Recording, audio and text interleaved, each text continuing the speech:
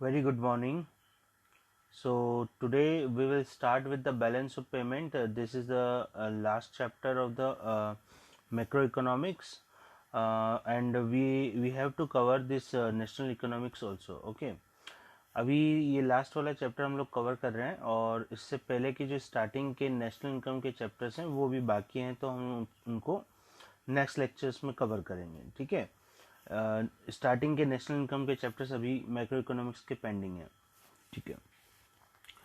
तो आज हम लोग स्टार्ट कर रहे हैं balance of payment. Basically balance of payment होता क्या है, तो अगर हम इसके इंट्रोडक्शन की बात करें कि एक्चुअली बैलेंस ऑफ पेमेंट का मीनिंग क्या होता है, तो बैलेंस ऑफ पेमेंट जो होता है इट्स एन अकाउंटिंग स्टेटमेंट.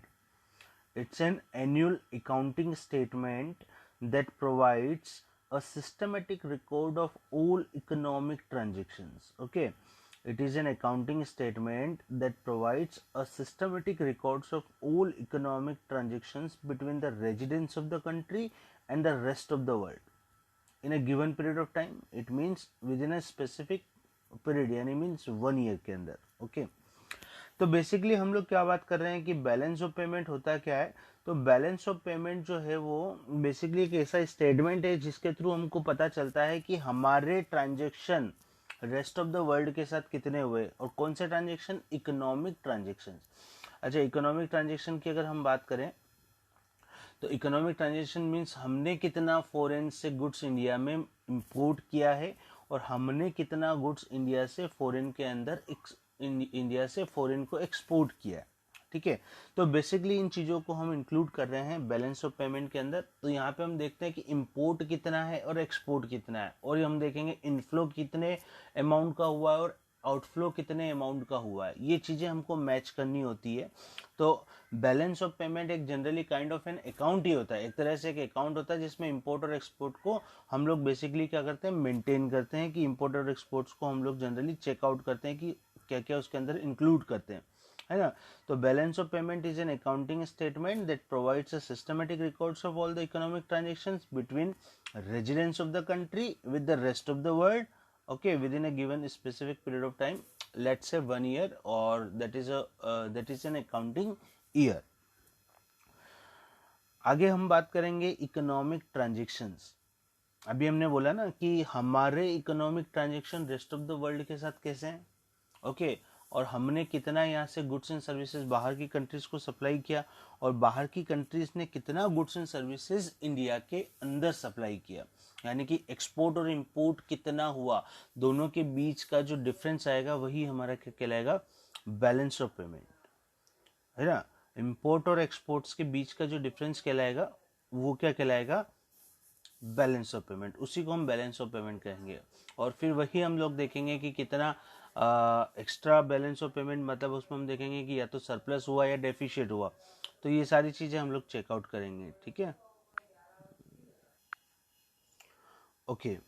सो जितने भी इकोनॉमिक ट्रांजेक्शन्स होते हैं उनको हमने 4 पार्ट्स में डिवाइड किया, या जिसको हम बोल सकते हैं बैलेंस ऑफ पेमेंट जो है उसके कंपोनेंट्स कौन कौन से, what are the components of balance of payment, या बैलेंस ऑफ पेमेंट के अंदर जो 4 टाइप के ट्रांजेक्शन्स होते हैं उनकी हम बात कर रहे हैं. तो बैलेंस ऑफ पेमेंट के अंदर 4 टाइप के ट्रांजेक्शन होते हैं. एक तो होता है विजिबल आइटम्स का ट्रांजेक्शन, एक होता है विजिबल ऐसे आइटम जो आपको दिख रहे हैं, प्रोडक्ट्स, फिजिकली प्रोडक्ट्स जिनका movement from one country to another country होता है, तो विजिबल आइटम्स होते हैं. दूसरा होता है इनविजिबल आइटम्स. अच्छा, इनविजिबल आइटम्स में सर्विसेज होती है, किसी भी टाइप की सर्विसेज को जब हम एक कंट्री से दूसरे कंट्री में सर्विसेज प्रोवाइड करेंगे तो वो भी बैलेंस ऑफ पेमेंट की कैटेगरी में आता है.